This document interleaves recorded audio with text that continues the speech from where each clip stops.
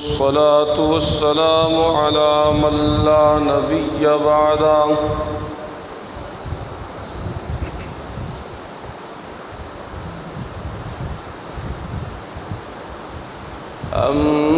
أما بعد فأعوذ بالله من الشيطان الرجيم بسم الله الرحمن الرحيم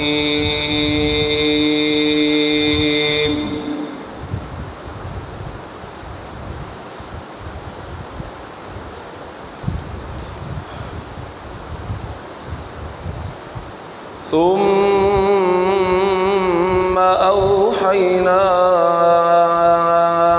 إليك أن اتبع ملة إبراهيم حنيفا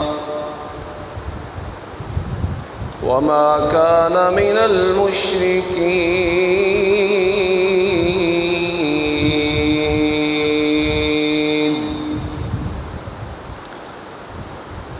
سبحان ربك رب العزة عما يصفون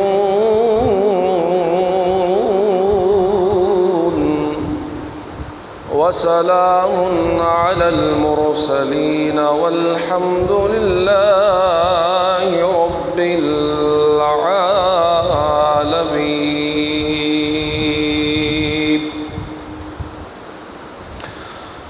اللهم صل على محمد وعلى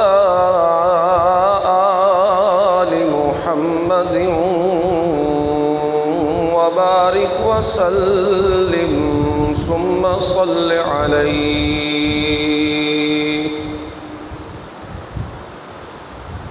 سبحانك لا علم لنا إلا ما علمتنا إنك أنت العليم الحكيم.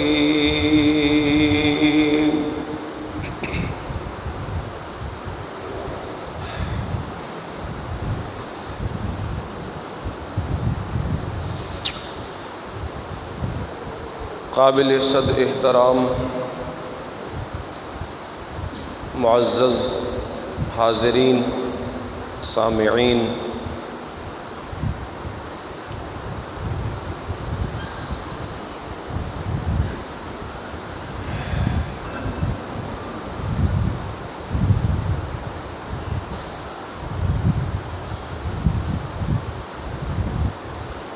عید الاضحیٰ کے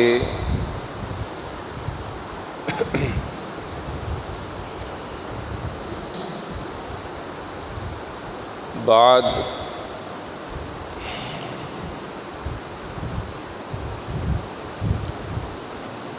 آنے والا یہ جمعہ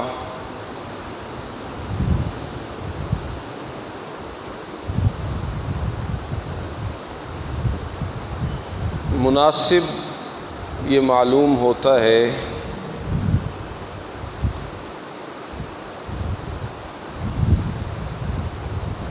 کہ کچھ باتیں ایسی آپ کے گوش گزار کی جائیں. اس کی آواز تو کھولیں، نہیں کھلتی.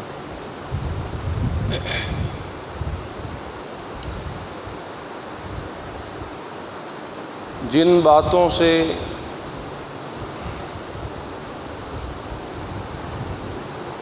ہمیں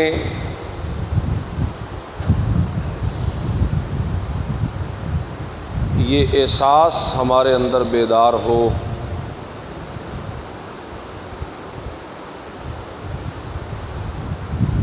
کہ عید الاضحیٰ کے موقع پر انجام دیا جانے والا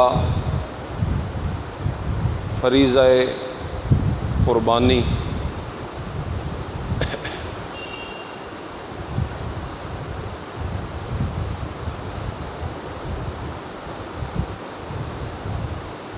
اس کا اصل مقصد اور اس کا اصل فلسفہ وہ کیا ہے؟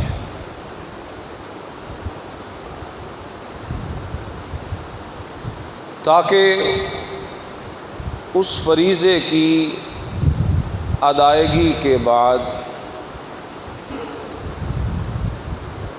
اس کے نتائج و اثرات ہماری زندگیوں پر مرتب ہو جائیں۔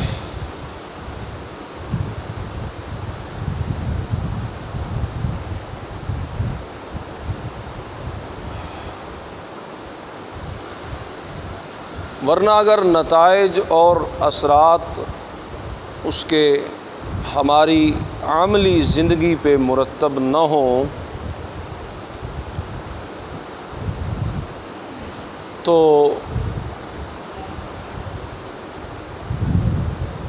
پھر فریضہ قربانی کی ادائیگی کے باوجود بھی وہ مقصد حاصل نہیں ہو سکتا جس مقصد کے حصول کے لیے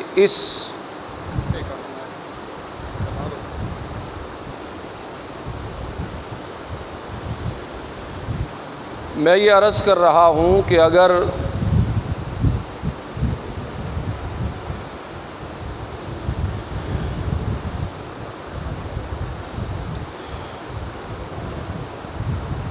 اس فریضے کی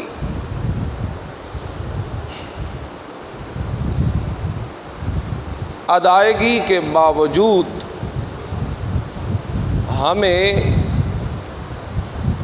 اس کی حکمت اور اس کے فلسفے اور اس کے مقصد سے آشنائی نہیں ہوتی تو بیسیوں قربانیاں اور اس طرح کے کئی فریضے ادا کرنے کے باوجود بھی وہ چیز کبھی ہمارے اندر پیدا نہیں ہو سکتی جو چیز اللہ تعالیٰ اس فریضے کے ذریعے پیدا کروانا چاہتے ہیں۔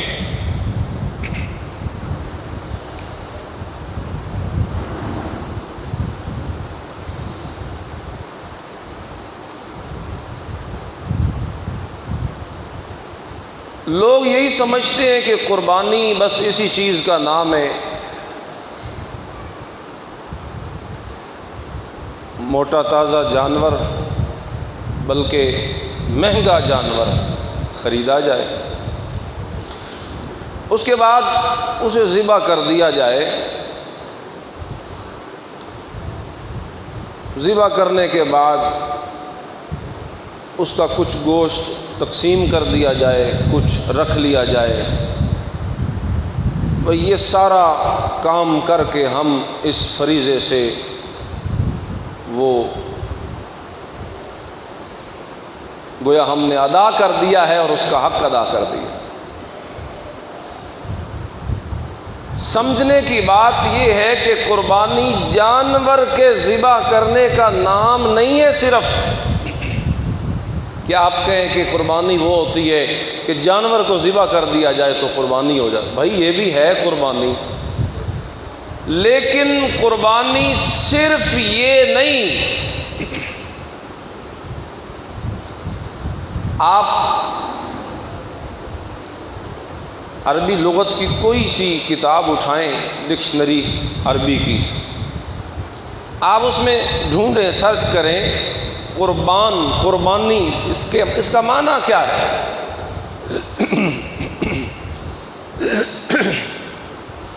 آپ کو نظر آئے گا معنی اہل لغت یہ لکھتے ہیں کہ القربان اسم لما یتقرب به الی المقصود، کہ قربانی تو صرف جانور ذبح کرنے کا نام نہیں، قربانی تو ہر اس چیز کا نام ہے، لما، اس میں پوری کائنات آ جاتی ہے اس ماں کے اندر، اتنا اس میں عموم ہے، کائنات کی ہر چیز اس میں شامل۔ القربان اسم لما، قربانی نام ہے ہر اس چیز کا، کس کا؟ یتقرب به الی المقصود، کہ جس کے ذریعے ہم اپنے مقصود کے قریب ہو جائیں.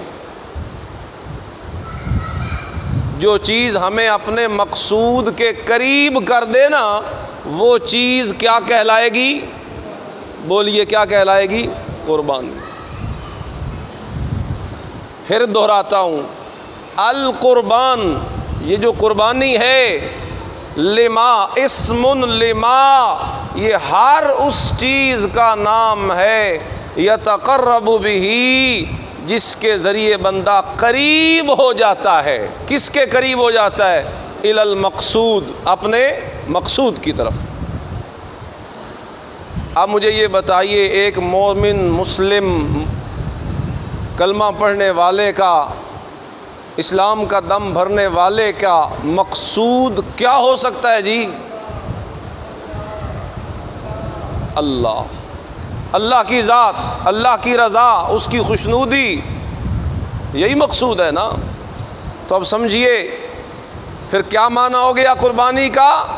ہر وہ کام، ہر وہ عمل، ہر وہ قدم جس کے کرنے کے بعد، جس کے اٹھانے کے بعد ہم اللہ کے اور قریب ہو جائیں، وہ کام کیا کہلائے گا؟ قربانی.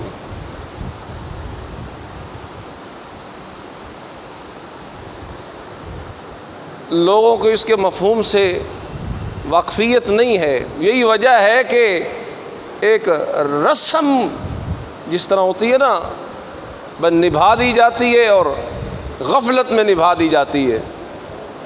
یہ اتنے مقدس فریضے بھی رسم بنا کے ان کو رسم کی طرح نبھایا جا رہا ہے. یہی وجہ ہے کہ قربانیاں کر لینے کے بعد بھی اللہ کا قرب نصیب نہیں ہوتا.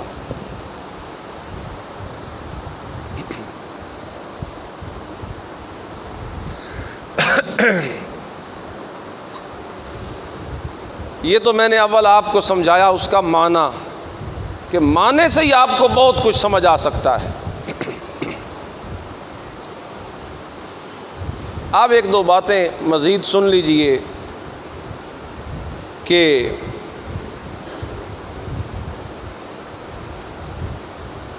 اس مفہوم کے مطابق تو ہر نیک عمل جسے ہم ذرا ہمت کر کے انجام دیتے ہیں قربانی کہلاتا ہے. لیکن اب جو موقع ہے وہ تو اسی عمل کا نام قربانی کہلایا ہے نا جی.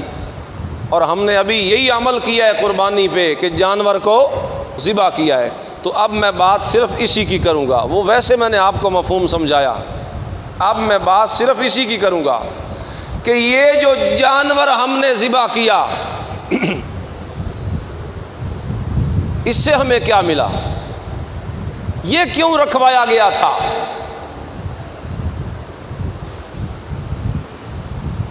بھائی جانور ذبح کیا جاتا ہے، ذبح کرتے وقت خون نکلتا ہے، خون تو بہہ گیا.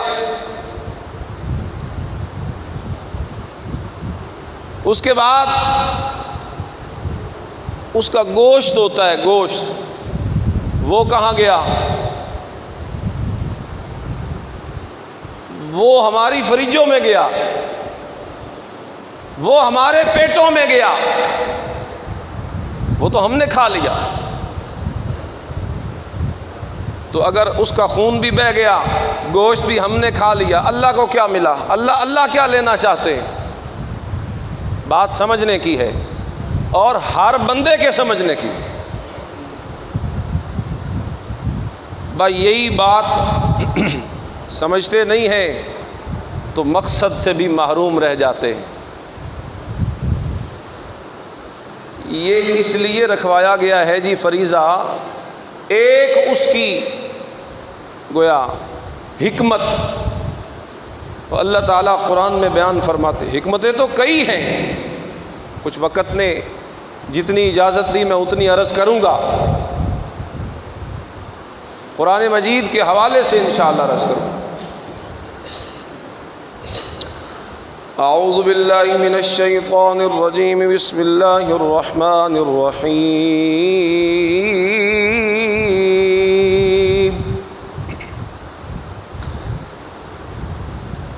لن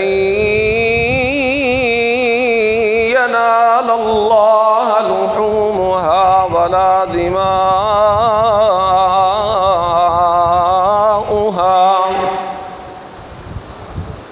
ولكن يناله التقوى منكم۔ استاد جی خطیبوں کے تو سپیکر بڑے سیٹ ہوتے ہیں، تھوڑا تو سپیکر ہی۔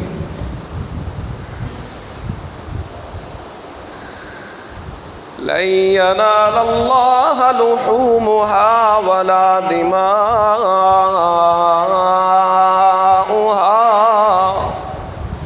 ولكن يناله التقوى منكم۔ اللہ فرماتے ہیں اس فریضے کے ادا کرتے ہوئے خون تو بہہ گیا، گوشت تمہارے کام آ گیا، اور کبھی تم نے یہ بھی سوچا ہے اس فریضے کو ادا کرتے وقت کبھی تم نے یہ بھی تو سوچا ہے کہ اللہ تعالی ہم سے کیا لینا چاہتے ہیں؟ ہمیں تو مل گیا، جانور ہم نے خریدا، چھوٹا یا بڑا، اپنی استطاعت اور اپنی گنجائش کے مطابق، لیکن ہمیں تو مل گیا، ہم نے تو کھا لیا، طرح طرح سے کئی طریقوں سے اسے مرغن کر کے ہم نے استعمال کر لیا، دے بھی دیا اللہ کے راستے میں، لیکن یہ بھی تو کبھی تم نے سوچا ہے کہ نہیں کہ جس نے حکم دیا تھا اس فریضے کو ادا کرنے کا اسے کیا ملا، وہ کیا چاہتا ہے، وہ کیا لینا چاہتا ہے؟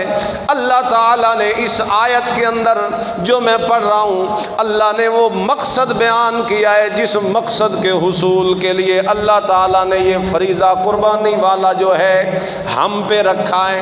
اللہ فرماتے ہیں لن ينال اللہ لحومها ولا دماؤها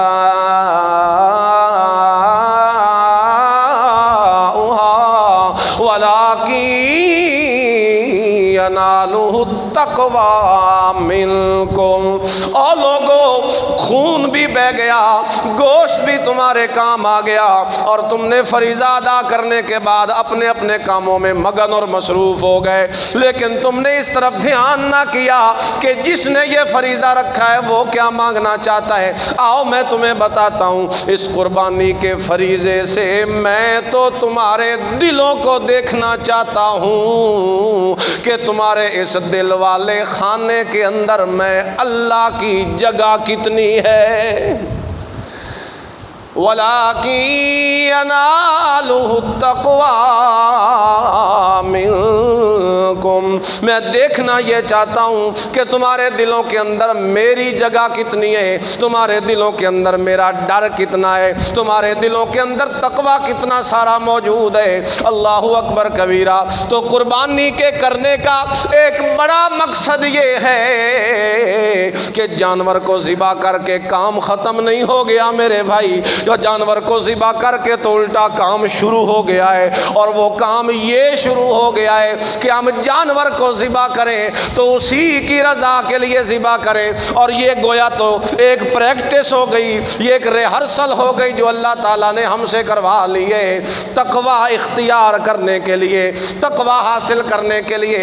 اور تقویٰ کہتے کس چیز کو ہے؟ تقویٰ نمازیں پڑھنے کا نام نہیں، تقویٰ روزے رکھنے کا نام نہیں، تقویٰ بڑے لمبے لمبے سجدے کرنے کا نام نہیں، او میاں تقویٰ تو بچنے کا نام ہے۔ تقویٰ بچنے کا، اس کا معنی کرو بھلا اردو میں کیا کرتے ہو؟ پرہیزگاری۔ پرہیز کس کو کہتے ہو؟ کرنے کو یا رکنے کو؟ بولو، بولتے کیوں نہیں ہو؟ رکنے کو کہتے ہو نا۔ تو پرہیزگاری اختیار کرنی ہے تو رکنا پڑے گا۔ کس چیز سے رکنا ہے؟ اللہ تعالیٰ کی ذات کے ساتھ شریک بنانے سے رکنا ہے۔ جیسا وہ ہے ویسا کسی کو نہیں ماننا، کیونکہ اللہ تعالیٰ فرماتے جیسی میری ذات ہے ویسی کسی کی ذات نہیں۔ لا تدرکہ الابصار وہو یدرک الابصار وہو اللطیف الخبیر۔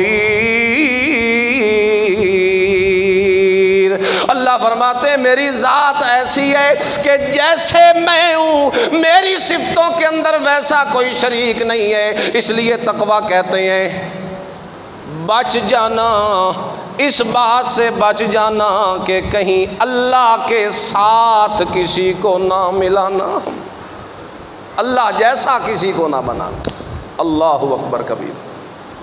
اور یہ بھی ایک الگ جگہ پہ اللہ تعالیٰ نے اس کو مقصد بنا کے ذکر کیا۔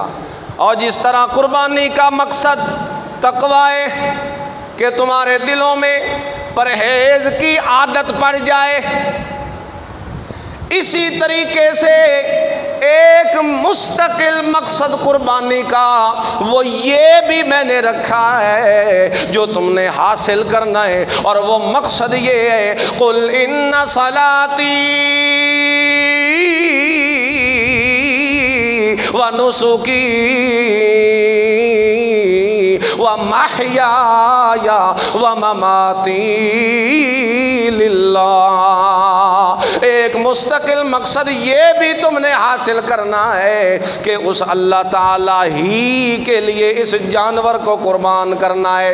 اور دیکھو جس وقت نبی محترم صلی اللہ علیہ وسلم تشریف لائے اس عرب کے معاشرے کے اندر، کیا کیا شرک والا کام بھلا دنیا میں نہیں ہوتا تھا۔ کوئی قبریں پوجتا تھا، کوئی درباروں کو پوجتا تھا، کوئی مزاروں کو پوجتا تھا، کوئی بتوں کو پوجتا تھا۔ آپ کے ذہن میں ہوگا کہ وہ تو صرف بت پرست تھے، یہ قبروں اور مزاروں کا نام آپ کیوں لے رہے ہیں؟ آئے گا نا آپ کے مشہور یہی ہے کہ عرب بت پرست تھے، لیکن کبھی آپ نے بت پرستی کا مفہوم سمجھا ہے کہ بت پرستی کہتے کس کو ہیں؟ سمجھیے 2 منٹ قیمتی بات، بت پرستی کس کو کہتے ہیں؟ بت کو، اچھا پتھر کو پوجنا یہ بت پرستی ہے۔ میاں اگر پتھر کو پوجنا مقصد ہوتا تو اس کو گھڑ کے شکل نہ بناتا۔ سوال ہے، سمجھنے والی بات ہے بھئی، اگر پتھر ہی کو پوجنا مقصد ہے تو پہاڑ کو پوجے، کسی چٹان کو پوجے، یہ اس کو تراش کے شکل کیوں بناتا ہے؟ سوال ہے کہ نہیں؟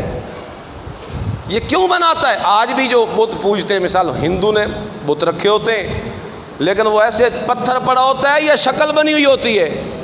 یہ شکل کیوں بنتی ہے بھلا یہ بتاؤ؟ یہی شکل بتا رہی ہے کہ پوجا پتھر کی نہیں ہوتی۔ پتھر کی پوجا ہونی ہوتی تو شکل نہ بناتا۔ شکل بنانا دلیل ہے اس بات کی کہ بت پرستی کرنے والا پتھر نہیں پوجتا ہے، بت پرستی کرنے والا اس شخصیت کو اصل میں پوج رہا ہوتا ہے جس کی شکل کا بت بنا لیتا ہے۔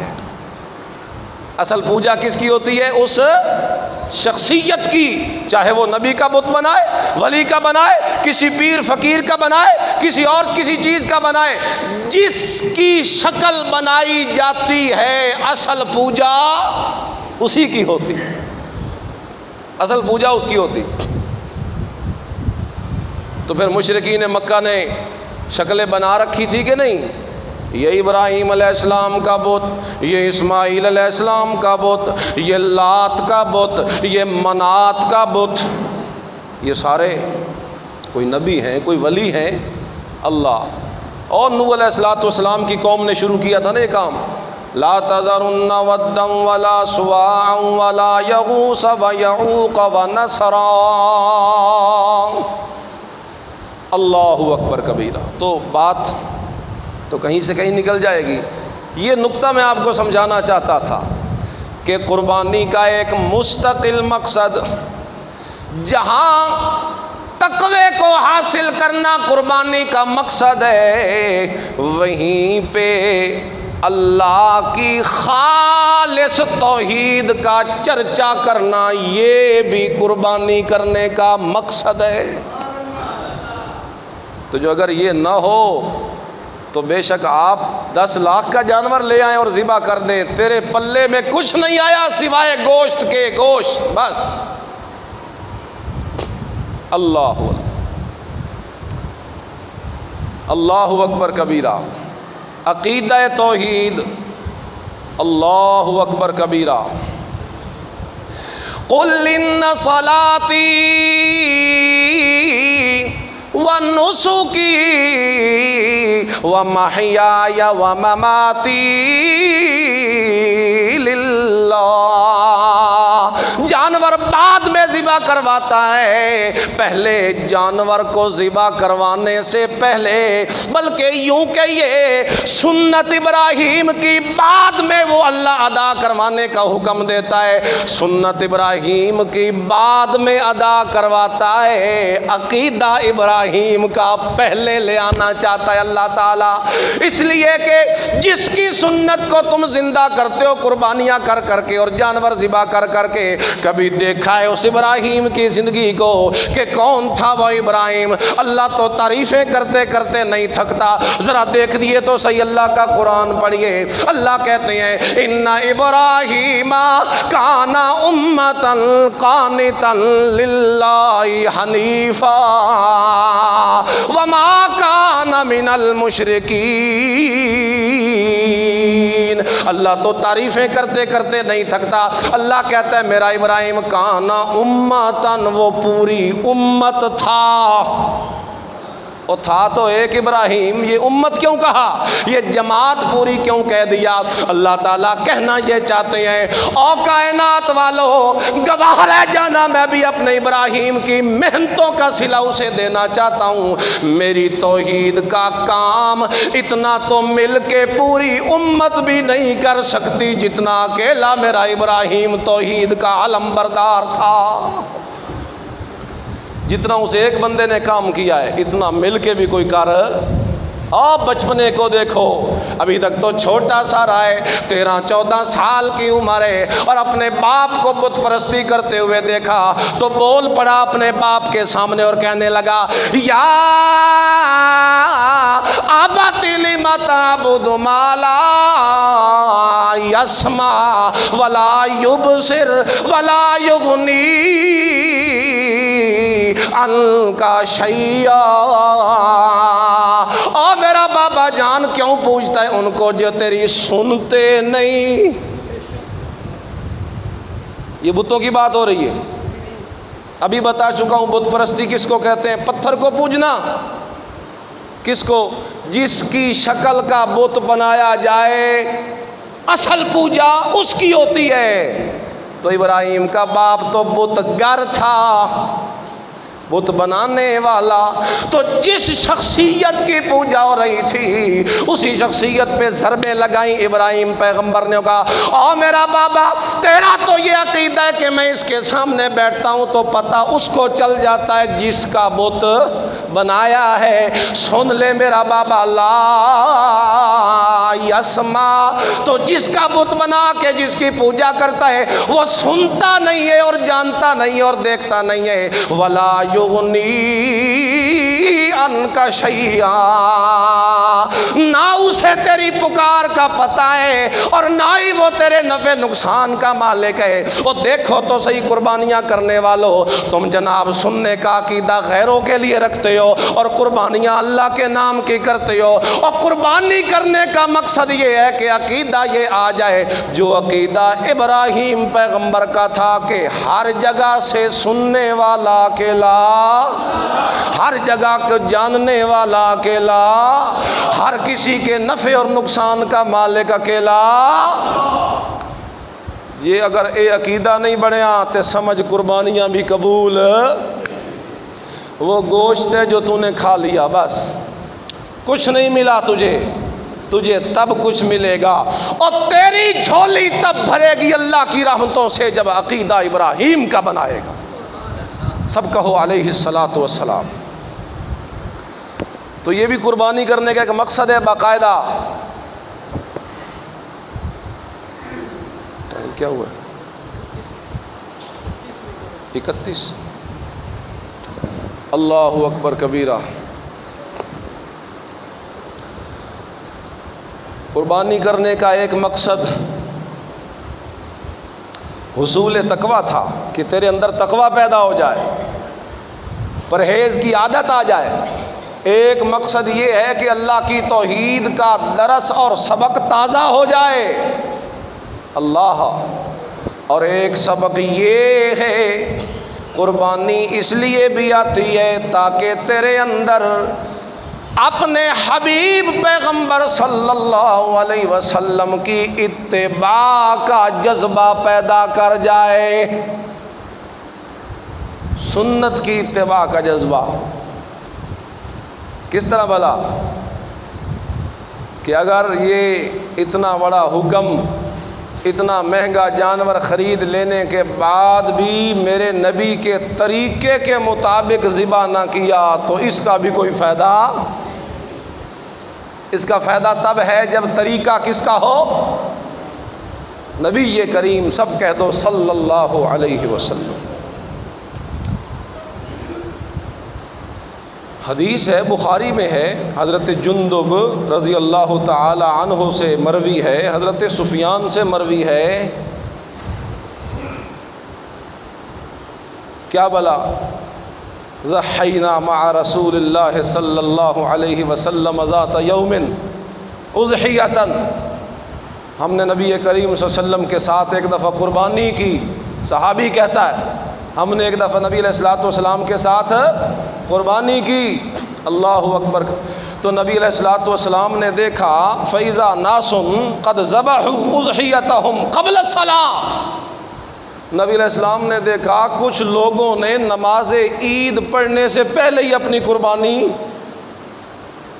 آج بھی لوگ کرتے ہیں نا، کچھ کہتے قربانی پہلے اور عید بعد میں، اس وقت بھی کچھ لوگوں نے یہ غلطی کی۔ تو نبی کریم صلی اللہ علیہ وسلم نے ارشاد فرمایا من ذبح اضحیتہ قبل الصلاۃ فلیذبح مکانہا اخری، جس نے نماز عید کے پڑھ لینے سے پہلے ذبح کر لی ہے اسے چاہیے کہ وہ اس کی جگہ پہ دوسری قربانی کرے۔ قربانی تو ہو گئی لیکن طریقہ میرے نبی کا نہ رہا تو قربانی بھی نہ رہی۔ تو قربانی ایک درس یہ بھی دیتی ہے کہ پیچھے پیچھے کس کے چلنا ہے؟ حضرت محمد الرسول اللہ، اونچی آواز سے کہہ دو صلی اللہ علیہ وسلم۔ انہی کی اتباع ہو تو قربانی کا کوئی فائدہ، اگر ان کی اتباع نہ ہو تو قربانیوں کا بھی کوئی فائدہ نہیں ہے۔ قل ان کنتم تحبون اللہ فاتبعونی، اور تم کیا چاہتے ہو؟ تحبون اللہ، اور تم تو بڑی محبت کرتے ہو اللہ سے۔ ہر بندہ کہتا نہیں مجھے اللہ سے بڑی، ایک یہ منصب ہے کہ تو اللہ سے محبت کرے، ایک یہ درجہ ہے کہ رب تجھ سے محبت کرے۔ ان دونوں میں سے اعلیٰ کون سا ہے؟ میں کروں یا اللہ کرے؟ یہ نہ اعلیٰ۔ اچھا اللہ کہتے ہیں اگر یہ درجہ لینا چاہتے ہو نا کہ یحببکم اللہ، اللہ تم سے محبت کرے، تو اس کا طریقہ یہ ہے فاتبعونی، پیچھے چلنا ہے تو صرف محمد الرسول اللہ کے چلنا صلی اللہ علیہ وسلم، پیچھے چلنا ہے تو صرف ان کے چلنا ہے۔ اور چلنا بھی کس طرح ہے؟ طبیعہ، بچہ، گائے کا بچہ،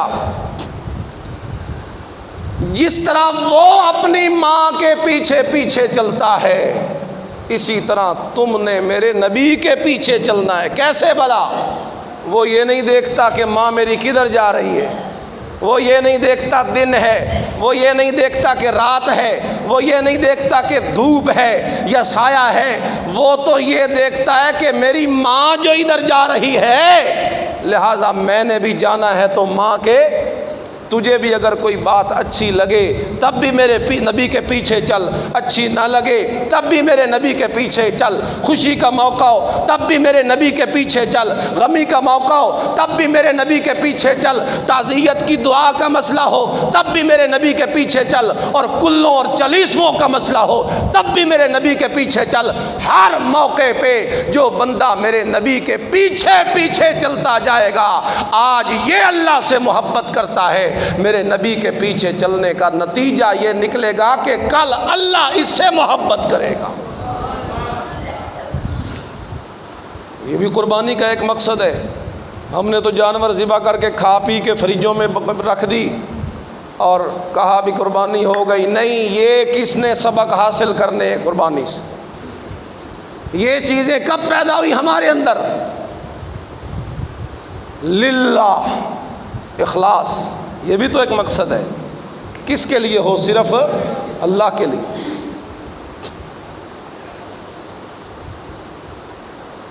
یعنی ذبح اللہ کے نام پہ ہو، اخلاص بھی اپنی جگہ پہ اور ذبح بھی صرف اللہ کے نام پر۔ نبی علیہ السلام کے آنے سے پہلے جاہلین عرب جو ہیں یہ بتوں کے نام پہ ذبح کرتے تھے، وہ منع نہیں کیا نبی علیہ السلام کی حدیث لا فرع ولا عتیرہ، آج کے بعد نہ فرع ہے نہ عتیرہ ہے۔ یہ کیا ہے فرع عتیرہ؟ فرع اونٹنی کا پہلا بچہ جب پیدا ہوتا تو وہ کہتے یہ ہمارے بتوں کے نام پہ جائے گا۔ عتیرہ رجب کا مہینہ جب آتا تو وہ کہتے یہ رجب کی قربانی ہے کہ جانور ہم نے اپنے بتوں کے نام پہ ذبح، اور میرے نبی آئے تو کیا کہا؟ لا فرع ولا عتیرہ، آج کے بعد نہ پہلا بچہ ذبح کیا جائے گا بتوں کے نام پہ، نہ رجب میں کیا جائے گا، آج کے بعد اگر ذبح کیا جائے گا تو اکیلے اللہ کے نام پہ ذبح کیا جائے گا۔ تو سارا سال پال کے رکھنا، حضرت صاحب کے عرس پہ لے جاؤں گا، وہاں جا کے ذبح کروں گا، یہ تو غیر اللہ کی ذبح ہو گئی۔ من ذبح لغیر اللہ فقد اشرک، جس نے غیر اللہ کے لیے ذبح کیا اس نے کیا کیا؟ شرک کیا۔ تو یہ سارے سبق قربانی دیتی ہے، غریبوں کی خدمت، غریبوں کی خدمت۔ غریبوں کو تو وہی چھچڑے آتے ہیں حصے میں، اور کام کا گوشت جو ہے وہ ہماری فریجوں میں سٹور ہو جاتا ہے۔ خدمت کیجئے غریبوں کی، اسی کے ذریعے اللہ اکبر کبیرہ۔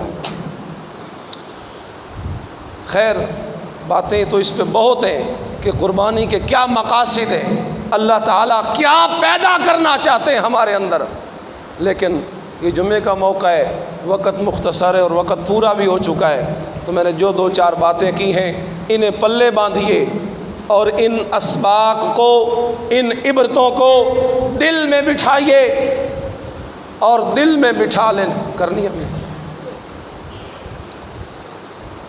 ان عبرتوں کو دل میں بٹھائیے۔ اور اگر چلو 2 منٹ مل گئے، ایک سبق قربانی کا یہ بھی ہے کہ جس طرح تو نے جانور کو ذبح کیا ہے نا، اسی طریقے سے میاں اپنی خواہشوں کو بھی ذبح کر۔ آج تو گائے کے گلے پہ چھری چلائی ہے، اور کبھی اپنی خواہش پہ بھی چھری چلائی ہے؟ جو شیطان نے دل میں وسوسہ ڈالا وہی بولا، جو شیطان نے دل میں وسوسہ ڈالا وہی دیکھا، جو شیطان نے دل میں وسوسہ ڈالا اسی کو ہاتھ لگایا، جو شیطان نے وسوسہ ڈالا اسی محفل اور اسی جگہ پہ چل کے گیا۔ یہ بھی تو قربانی کا مقصد ہے۔ اللہ کہتے ہیں اور صرف بکرے اور گائے کے گلے پہ چھری چلوانا مقصد نہیں تھا، یہ تو چھری چلوا کر ایک محبوب چیز قربان کروا کر تجھ سے قربانی کا جذبہ وہ تیرے اندر ابھارنا مقصد تھا۔ اگر یہ جذبہ نہیں ابھرا ہے تو سمجھ قربانی بھی اللہ اکبر کبیرہ۔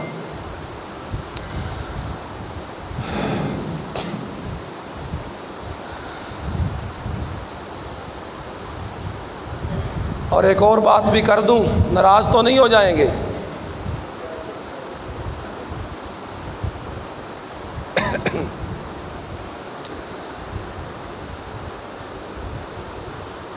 خدمت کیجئے، خدمت کس کی؟ اس کی بھی جو مانگتا ہے، اور اس کی بھی جو مانگتا، بلکہ ایک حدیث میں تو آتا ہے جو در در پہ پھر کے مانگے نہ روپیہ روپیہ اکٹھا کرے وہ مسکین نہیں ہے۔ میرے نبی نے کہہ دیا وہ غریب نہیں ہے جو در در پہ، گھر گھر پہ، دکان دکان پہ، گلی گلی اور محلے محلے وہ روپیہ روپیہ مانگتا ہے۔ فرمایا یہ مسکین نہیں ہے، ہم تو دیتے ہی اسی کو ہیں، ہم تو دیتے ہی اسی کو ہیں۔ اور میرے نبی کہتے ہیں یہ مسکین نہیں ہے، فرمایا مسکین وہ ہے جو ضرورت مند تو ہے، ضرورت مند تو ہے، لیکن اپنی عزت نفس کی وجہ سے ہاتھ پھیلاتا۔ اس کو کون ڈھونڈتا ہے؟ اسے تو کوئی بھی نہیں ڈھونڈتا۔ لوگ کہتے ہیں ہاں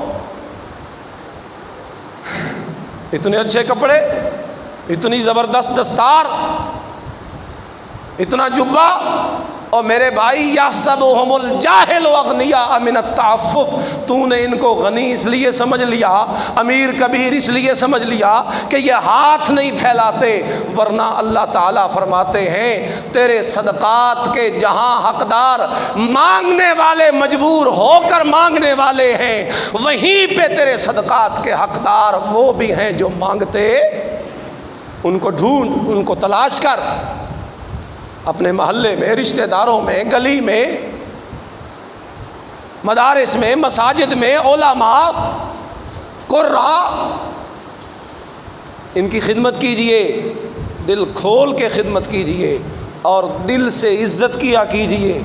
اگر دل میں عزت نہیں نا، اور اوپر سے بھی سلام علیکم اور حضرت جی، کوئی فائدہ نہیں ہے تیری عزت کا، اور وہ عزت کے بھوکے بھی نہیں ہیں کہ تو ان کی عزت نہیں کرے گا تو وہ کوئی مر جائیں گے یا ان کی روٹی بند ہو جائے گی۔ عزت کا کوئی بھوکا نہیں ہوتا۔ عزت اللہ والوں کی، عزت علماء کی، عزت دین والوں کی، عزت دین داروں کی قدر کر کے میرا بھائی تو اپنی قدر اللہ کے ہاں بڑھاتا ہے۔ تو دینداروں کی، اللہ والوں کی، درویشوں کی، علماء کی خدمت کیجئے، ان کا خیال رکھیے، دین کے معاملے میں ان کے رہبر نہ، ان کے حمایتی بن جائیے، ان کے مددگار بن جائیے۔ واللہ فی عون العبد ما کان العبد فی عون اخی، تو ان کی خدمت میں لگے گا، سننا ذرا توجہ سے، تو ان کی خدمت میں لگے گا فرش پہ، اور رب عرش پہ بیٹھ کے تیری خدمت میں لگ جائے گا، اللہ تیری مدد میں لگ جائے گا۔ یہ حدیث ہے۔ باتیں بہت ہیں، وقت مختصر ہے، جو کچھ کہہ دیا اللہ سے دعا ہے اللہ عمل کی توفیق نصیب فرمائے۔ وآخر دعوانا ان الحمد